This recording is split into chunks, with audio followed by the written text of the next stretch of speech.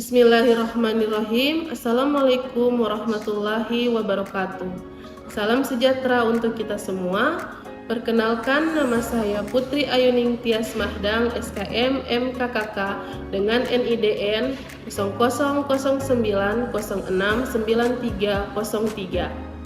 Saya merupakan salah satu dosen tetap yang ada di program studi Sarjana Kesehatan Masyarakat Fakultas Olahraga dan Kesehatan Universitas Negeri Gorontalo. Pada kesempatan kali ini, saya akan menyampaikan pernyataan diri dosen dalam unjuk kerja Tridharma Perguruan Tinggi atau PDD UKTPT dalam bidang pengajaran. Pada kesempatan kali ini, saya akan membawakan mata kuliah yang saya ampuh, yaitu mata kuliah Dasar Kesehatan dan Keselamatan Kerja. Mata kuliah Dasar Kesehatan dan Keselamatan Kerja adalah mata kuliah wajib yang ada di program studi Sarjana Kesehatan Masyarakat. Mata kuliah ini terdiri dari 2 SKS dan diajarkan pada semester 3. Izinkan saya untuk menjelaskan deskripsi mata kuliah Dasar Kesehatan dan Keselamatan Kerja. Fokus mata kuliah ini adalah memberikan kemampuan kepada mahasiswa untuk memahami penerapan konsep dan teori kesehatan dan keselamatan kerja. Aspek penting yang harus menjadi perhatian adalah kemampuan menerapkan konsep mengenai kejadian kecelakaan, faktor-faktor yang menyebabkan kejadian kecelakaan, teori-teori kecelakaan kerja. Mata kuliah ini juga berfokus pada teknik identifikasi bahaya K3, yaitu bahaya fisik, bahaya kimia, biologis, ergonomi, dan psikologi, serta kemampuan menganalisis risiko K3 yang akan dibahas secara bertahap dalam setiap pertemuan. Selain itu, mahasiswa juga diharapkan mampu menerapkan program pencegahan kecelakaan dan sistem pelaporan kecelakaan serta jaminan kesehatan kerja. Selanjutnya, capaian pembelajaran dalam mata kuliah ini adalah yang pertama, memiliki penguasaan dasar atau prinsip ilmu kesehatan masyarakat pada tingkat sintesis yang menjadi instrumen dan substansi dalam meningkatkan derajat kesehatan masyarakat yang setinggi-tingginya. Mencakup ilmu yang berkaitan dengan epidemiologi, biostatistik dan kependudukan, administrasi atau manajemen kebijakan kesehatan, serta ilmu sosial dan perilaku, kesehatan lingkungan, kesehatan dan keselamatan kerja, ilmu gizi, dan kesehatan reproduksi, dengan mempertimbangkan fungsi kesehatan masyarakat yang esensial. Capaian pembelajaran yang kedua adalah menunjukkan sikap bertanggung jawab atas pekerjaan di bidang keahliannya secara mandiri. Capaian pembelajaran yang ketiga yaitu mampu bertanggung jawab atas pencapaian hasil kerja kelompok dan melakukan supervisi dan evaluasi terhadap penyelesaian pekerjaan yang ditugaskan kepada pekerja yang berada di bawah tanggung jawabnya. Adapun capaian pembelajaran mata kuliah atau CPMK terdiri dari 3. Yang pertama yaitu mahasiswa mampu menguraikan konsep keselamatan dan kesehatan kerja, teori kecelakaan kerja, faktor bahaya K3 yang ada di lingkungan kerja, dan risk assessment kesehatan dan keselamatan kerja. CPMK kedua adalah mahasiswa mampu melaksanakan penerapan pelaporan kesehatan kerja. CPMK ketiga adalah mahasiswa mampu menunjukkan perencanaan mekanisme jaminan sosial tenaga kerja. Dari ketiga CPMK tersebut telah diuraikan menjadi 14 sub CPMK yang akan tersebar di dalam 16 kali pertemuan. Bentuk pembelajaran pada mata kuliah ini berupa kuliah terbimbing, tugas individu, dan tugas kelompok. Metode pembelajaran pada mata kuliah ini adalah melalui metode ceramah, diskusi, tanya jawab, presentasi dengan menggunakan pendekatan case method. Untuk mata kuliah Dasar Kesehatan dan Keselamatan Kerja, kali ini saya akan membahas pada pertemuan kelima. Adapun capaian pembelajaran pada pertemuan ini, yaitu termasuk pada sub CPMK 5, di mana mahasiswa mampu menguraikan faktor bahaya ketiga yang ada di lingkungan kerja. Dengan indikator penilaian, yaitu mampu menjelaskan tujuan dari identifikasi bahaya, memahami klasifikasi bahaya, mampu mengidentifikasi bahaya secara relevan, dan mampu memahami hierarki pengendalian risiko bahaya. Bentuk penilaian pada mata kuliah ini dijabarkan dalam beberapa indikator. Yang pertama, kuis dan partisipasi 5%, diskusi kelompok 10%, penugasan kognitif 5%, ujian tengah semester 15%, ujian akhir semester 15%, dan tugas case method 50%. Berikut akan saya tampilkan proses pengajaran pada mata kuliah dasar kesehatan dan keselamatan kerja. Selamat menyaksikan. Bismillahirrahmanirrahim. Assalamualaikum warahmatullahi wabarakatuh. Waalaikumsalam warahmatullahi wabarakatuh. Apa kabar adik-adik sekalian? Oke, alhamdulillah baik ya.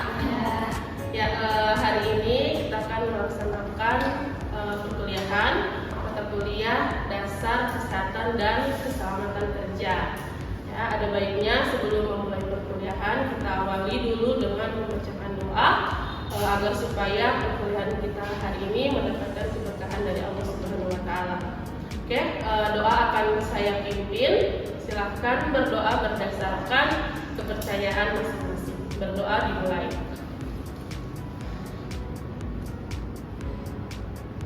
Berdoa selesai. Oke, alhamdulillahirobbilalamin. Sekarang saya akan mengecek kehadiran ya. Oke, untuk kehadiran saya persilakan kepada Katie. Alhamdulillah Ibu, hari ini lengkap, semua mahasiswa hadir. Oke, terima kasih deh. Jadi hari ini kita akan melanjutkan pertemuan ya dari pertemuan sebelumnya.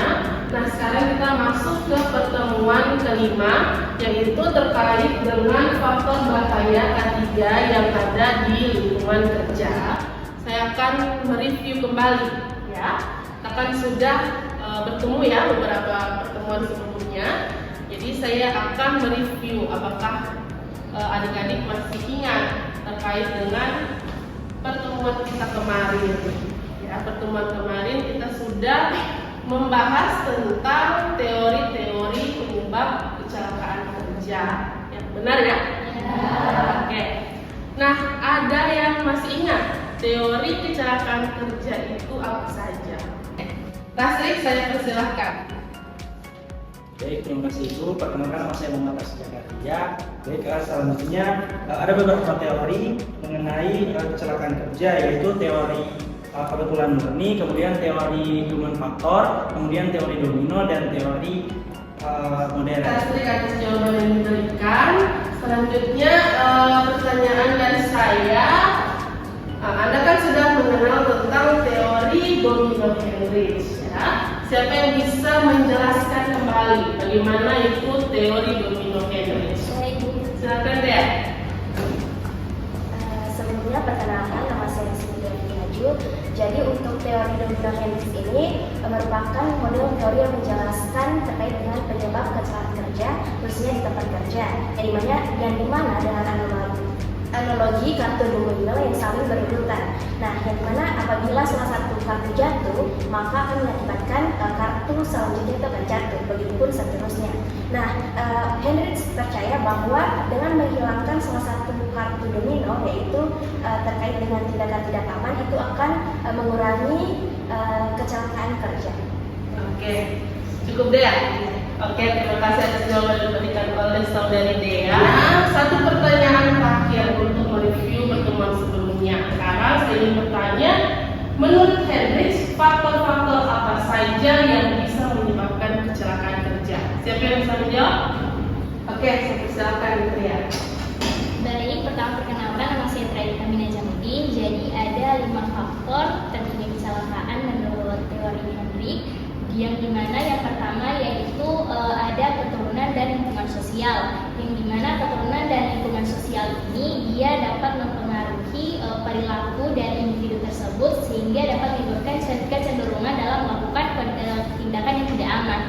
Oke ya, tadi sudah beberapa mahasiswa mampu mereview kembali ya pertemuan kita sebelumnya. Beri aplaus untuk kita semua. Oke, nextnya sekarang kita akan masuk ke materi hari ini, yaitu faktor bahaya K3 di lingkungan kerja. Oke, materi hari ini yaitu terkait faktor bahaya K3 di lingkungan kerja. Nah, materi hari ini sesuai dengan sub CPMK kita yang ada di APS, yaitu sub CPMK 5, di mana mahasiswa diharapkan mampu menguraikan faktor-faktor K3 yang ada di lingkungan kerja. Ya.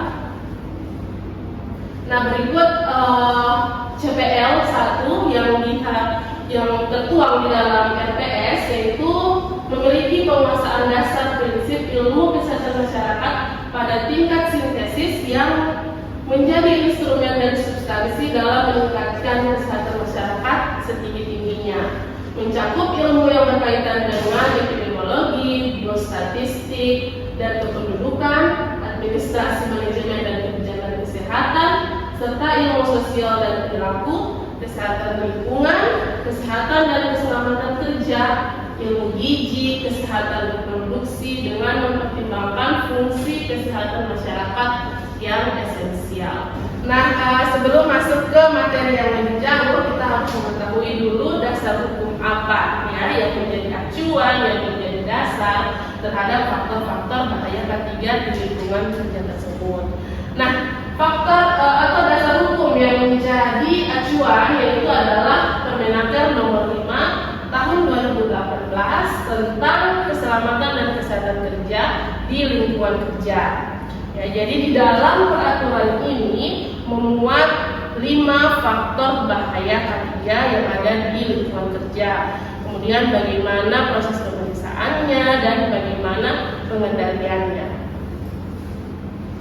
Ya, sekarang kita langsung masuk pada bahaya K3 yang ada di lingkungan kerja. Nah, dari gambar-gambar ini bisa kita lihat ada 5 faktor, ya, ada 5 faktor bahaya K3 di lingkungan kerja. Bahaya K3 di lingkungan kerja.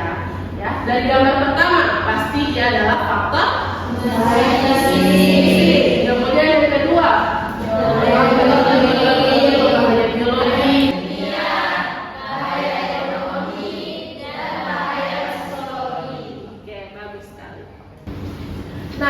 saya jelaskan lebih lanjut bahaya fisik itu apa saja. Ya. Yang pertama ada bahaya suhu, ya, iklim. Kemudian ada bahaya kebisingan, ada bahaya pencahayaan, ada getaran, dan ada radiasi. Jadi ini beberapa contoh ya dari bahaya fisik yang ada di lingkungan kerja. Jadi bahaya-bahaya ini bisa memberikan dampak terhadap tenaga kerja itu. Oke, jadi misalnya yang pertama adalah iklim kerja panas. Ya. Pada pekerja yang sering terpapar dengan suhu panas yang ekstrim, misalnya ini saya berikan contoh pada industri peleburan logam. Ya, itu kan pasti menggunakan suhu yang sangat tinggi ya untuk melebur logam tersebut. Nah, tenaga kerjanya itu pasti akan berdampak. Dampaknya itu seperti apa? Misalnya terkena yang namanya heat cramps. Heat cramps itu adalah kejang atau kram pada otot akibat paparan suhu yang ekstrim, ya, suhu panas yang ekstrim. Kemudian ada heat exhaustion, yaitu munculnya kelelahan kerja akibat suhu yang panas. Kemudian yang ketiga yang paling tinggi risikonya itu adalah heat stroke yang bisa menyebabkan kematian. Masuk ke faktor fisik yang ketiga, yaitu adalah kebisingan. Ya, kebisingan ini saya rasa Anda sudah tidak asing lagi dengan kata-kata bising. Ya. Jadi bising itu secara umum merupakan artinya itu adalah suara yang mengganggu, ya, atau suara yang tidak kita inginkan. Nah, suara yang tidak kita kehendaki, yang sumbernya itu berasal dari proses produksi, alat-alat, mesin-mesin. Ya. Nah, nilai ambang batas dari kebisingan itu sudah diatur di dalam Permenaker nomor 5 tadi, ya, bahwa batasnya seseorang bisa bekerja secara terus-menerus di suatu tempat kerja itu hanya bisa terpapar sebesar 85 desibel, ya, dalam 8 jam sehari. Bahwa kebisingan itu terbagi menjadi beberapa bagian, ya. Yang pertama ada bising kontinu. Kontinu itu artinya adalah terjadi secara terus-menerus, ya, dan berkelanjutan. Misalnya suara pada mesin produksi yang ada di area kerja. Kemudian yang kedua ada bising intermittent, yaitu suara bising yang terputus-putus. Jadi dia hanya muncul pada saat-saat tertentu saja. Misalnya suara kereta api yang melintas. Kemudian ada bising impulsif, yaitu bising yang terjadi sekali tapi berupa hentakan yang keras. Jadi satu kali muncul tapi dia keras, berupa hentakan. Contohnya adalah ledakan bom, suara meriam, ya. Bom itu kan kalau muncul suaranya langsung wah besar, satu kali tapi besar. Kemudian suara meriam juga seperti itu.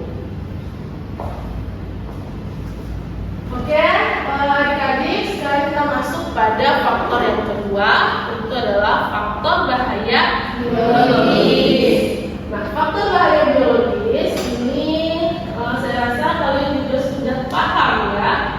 Biologis itu berarti berasal dari makhluk hidup, ya. Di sini adalah misalnya bakteri, virus, jamur, parasit, dan cacing. Oke, nextnya yaitu yang keempat adalah bahaya psikologi. Ya, bahaya psikologi berarti merupakan bahaya non fisik. Ya, bahaya yang muncul secara garis besar muncul karena ada interaksi. Ya, interaksi antara satu orang dengan orang yang lain. Misalnya antara bawahan dan atasan, antara rekan kerja. Nah, itu bisa beresiko untuk muncul bahaya psikologi, ya. Misalnya terkait dengan job description, desain kerja, organisasi serta manajemen yang ada di tempat kerja, seperti itu. Terakhir ada yang kelima adalah bahaya ergonomi. Bahaya ergonomi ini merupakan bahaya yang muncul apabila ada ketidaksesuaian antara pekerja dengan desain stasiun kerjanya. Dari bahaya ergonomis adalah postur kerja, ya, postur kerja yang tidak alamiah. Oke, kemudian apa lagi? Gerakan yang berulang-ulang atau repetitif. Kemudian gerakan yang statis. Ya, jadi dia hanya diam terus di situ selama 4 jam, 6 jam duduk terus. Yaitu namanya gerakan yang statis dan itu berisiko menimbulkan bahaya ergonomis. Oke, adik-adik sekalian, sampai sini ada yang ingin kalian tanyakan sebelum saya lanjut pada materi selanjutnya. Oke, silakan deh. Baik, terima kasih Bu. Sebelumnya perkenalkan nama saya Nafreni Ismail. Saya ingin bertanya, mengapa penting untuk mengidentifikasi faktor bahaya di tempat kerja? Terima kasih. Dari Zain tadi, mengapa kita harus melakukan identifikasi bahaya K3 yang ada di lingkungan kerja? Ya, kalau menurut saya pentingnya melakukan identifikasi bahaya yang ada di lingkungan kerja itu agar kita bisa melakukan pencegahan, ya, pencegahan terlebih dahulu supaya tidak muncul penyakit akibat kerja, kecelakaan kerja. Ya, sekarang saya akan bertanya ke adik-adik sekalian. Oke, sudah diketahui ya 5 faktor tadi, ada 5 faktor bahaya K3. Nah, pertanyaan Kira-kira kenapa faktor psikologi itu penting untuk dicegah atau dikendalikan? Apa ada yang bisa menjawab? Oke, silahkan deh. Baik, jadi sebelumnya bahaya psikososial itu dikaitkan dengan kondisi mental dan sosial yang dapat mempengaruhi kesehatan kerja, seperti stres kerja, konflik antar pekerja, dan beban kerja yang tidak seimbang. Nah, Oke, baik, kita akan lanjutkan ya materinya, yaitu terkait dengan hierarki pengendalian risiko bahaya K3. Nah, di dalam K3 ada dikenal dengan hierarki pengendalian risiko, di mana hierarki pengendalian risiko ini terdiri dari 5. Ya. Yang pertama adalah eliminasi, kemudian ada substitusi, rekayasa teknis, administrasi, dan yang terakhir adalah penggunaan alat pelindung diri.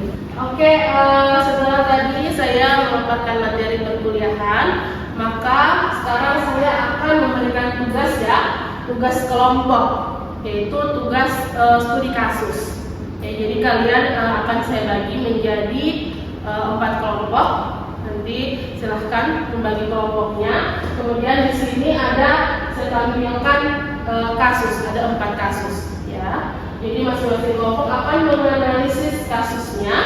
Kemudian silahkan Anda diskusikan faktor bahaya K3 lingkungan kerja apa saja yang ada di kasus tersebut. Kemudian bagaimana bentuk pengendalian risiko yang dapat dilakukan. Ya. Diskusi akan diberikan waktu selama 15 menit. Kemudian masing-masing kelompok akan mempresentasikan hasil diskusinya. Ya, saya persilakan Anda untuk membagi kelompok.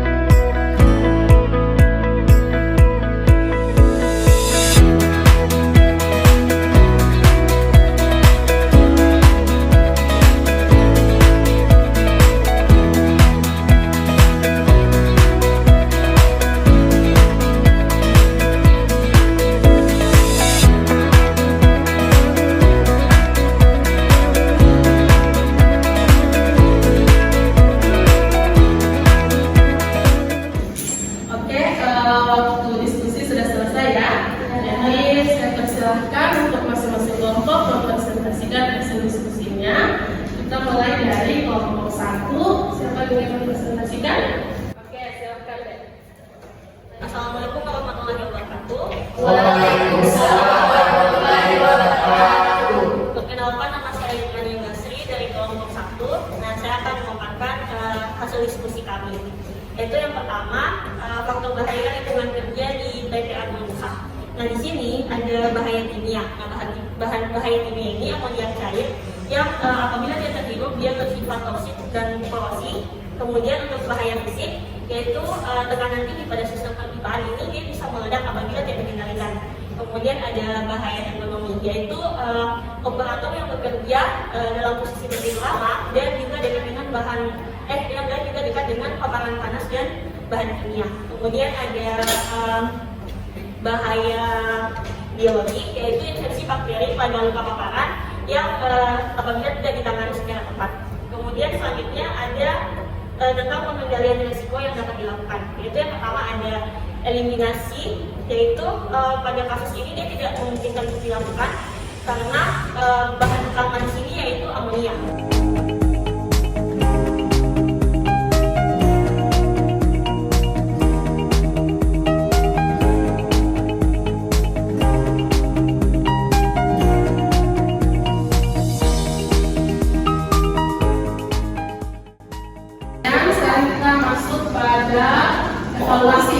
Evaluasi terkait materi kita hari ini. Untuk evaluasinya, saya membuat kuis. Di kuis ini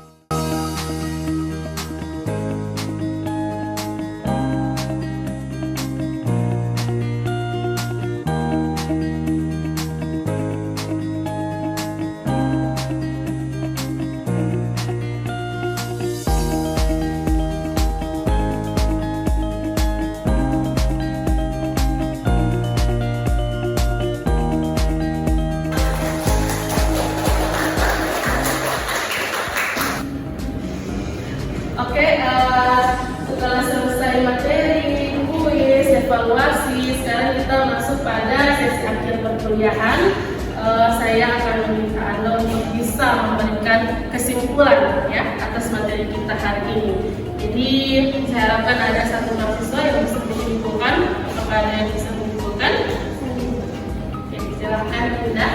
Saya Indra Amelia.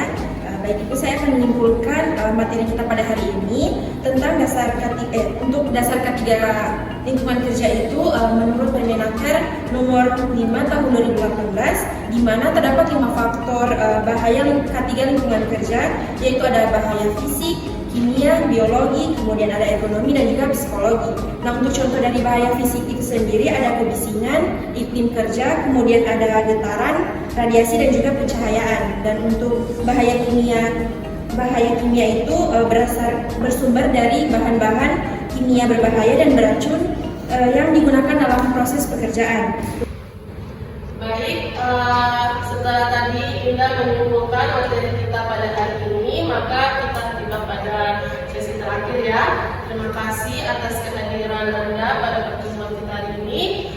Semoga kita bisa berjumpa lagi pada pertemuan selanjutnya di minggu depan ya. Untuk menambah keberkahan sebelum saya tutup, kita bisa berdoa dulu. Silahkan berdoa menurut kepercayaan masing-masing. Berdoa selesai. Oke, assalamualaikum warahmatullahi wabarakatuh. Waalaikumsalam.